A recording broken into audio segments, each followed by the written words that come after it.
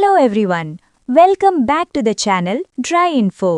ఈరోజు మనం రివ్యూ చేయబోతున్న ట్రైలర్ కాదు, ట్రేజర్. ఏంటి అంటే upcoming Telugu movie Gayapadda Simham, starring Tarun Bhaskar in the lead role. ఈ ట్రైలర్ ఆల్రెడీ ఆడియన్స్లో క్యూరియాసిటీ క్రియేట్ చేసింది. బికాజ్ ఇది రొటీన్ తెలుగు కమర్షియల్ ఫిల్మ్ లాగా కాకుండా ఒక డిఫరెంట్ కాన్సెప్ట్తో వచ్చింది. ఈ వీడియోలో ట్రైలర్ని క్లియర్గా ఎక్స్ప్లెయిన్ చేసి story setup, performances and overall impression గురించి మాట్లాడదాం. Let's dive and vibe into the video.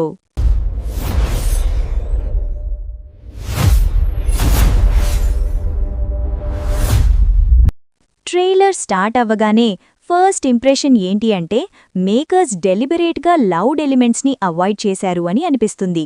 Hero elevations, heavy action or forced comedy ఇవేమీ ఉండవు. ఇన్స్టెడ్ ట్రైలర్ మూడ్ గ్రౌండెడ్గా ఉంటుంది.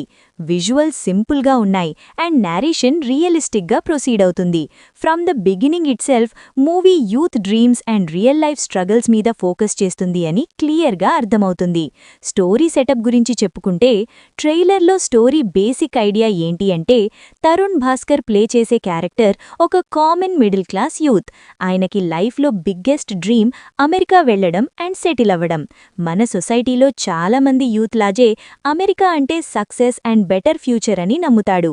కానీ ట్రైలర్లో సిచ్యువేషన్ చేంజ్ అవుతుంది when political and immigration related issues enter his life.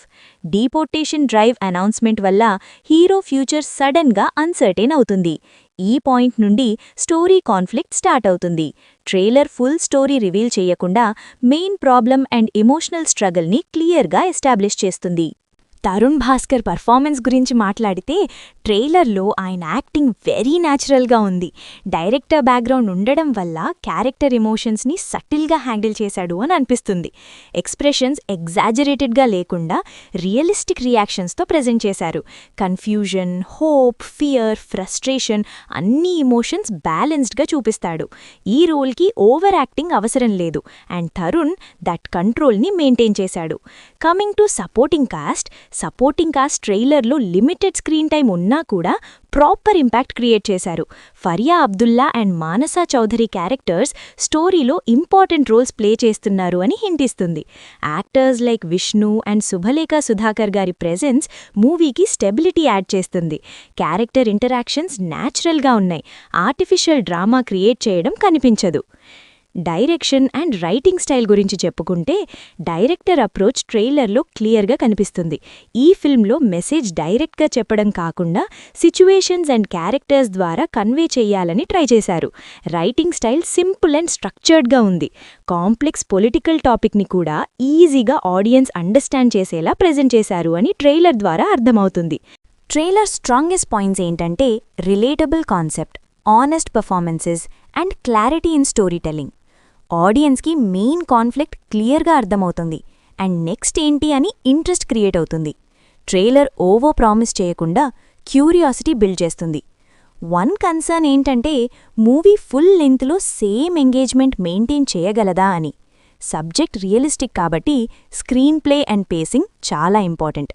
ఓవరాల్గా చూస్తే గాయపడ్డ సింహం ట్రైలర్ ఒక fresh and content driven attempt లాగా అనిపిస్తుంది. తరుణ్ భాస్కర్ పర్ఫార్మెన్స్ మూవీకి మెయిన్ స్ట్రెంగ్త్ అవ్వచ్చు.